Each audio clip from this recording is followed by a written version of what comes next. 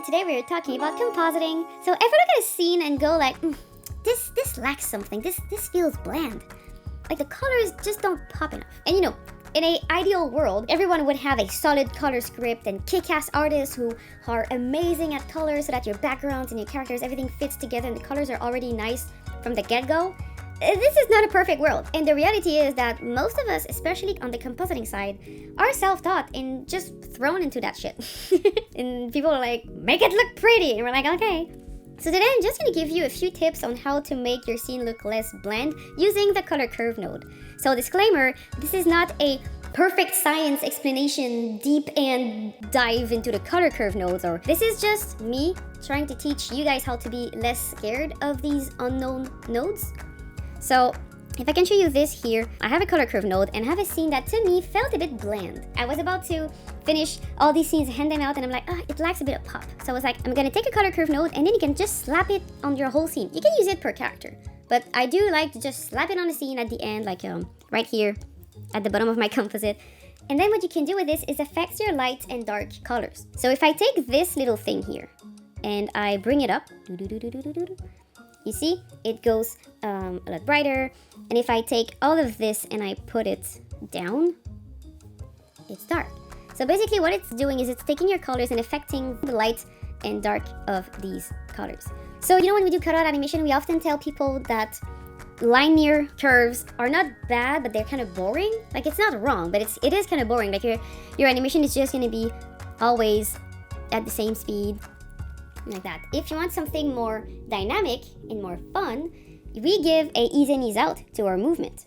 You can also do this with your colors. So instead of having just a linear curve like this, I'm going to create ease in, ease out, but for my colors. Now, of course, I'm exaggerating here, but I just want to show you like the difference in terms of how dynamic your colors will be. So now it's active. If I deactivate it, it's just a bit more bland. Not because it's bad or because it's ugly, just more dull, because your lights and shadows, like everything is just linear.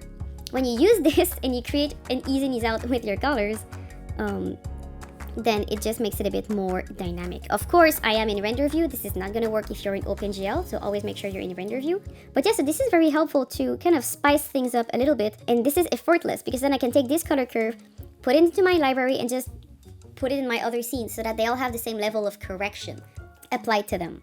So I said you can play with the handles, but like I said earlier, you can also take the point of your curve and just move it up or down, and this is also going to affect your scene. So if you want things to look a lot darker, then you can just put this down and stuff. The other thing you can do is add more points. So if you press on Command or Control, you can add more points, allowing you to really sculpt that line as you see fit. And this can create some very cool things.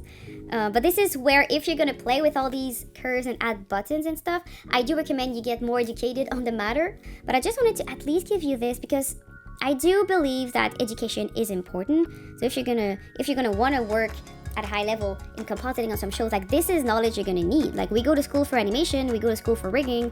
It's good to go to school for compositing as well. Like, there is so much things to know. But I think it's unrealistic to, oh, that looks cool.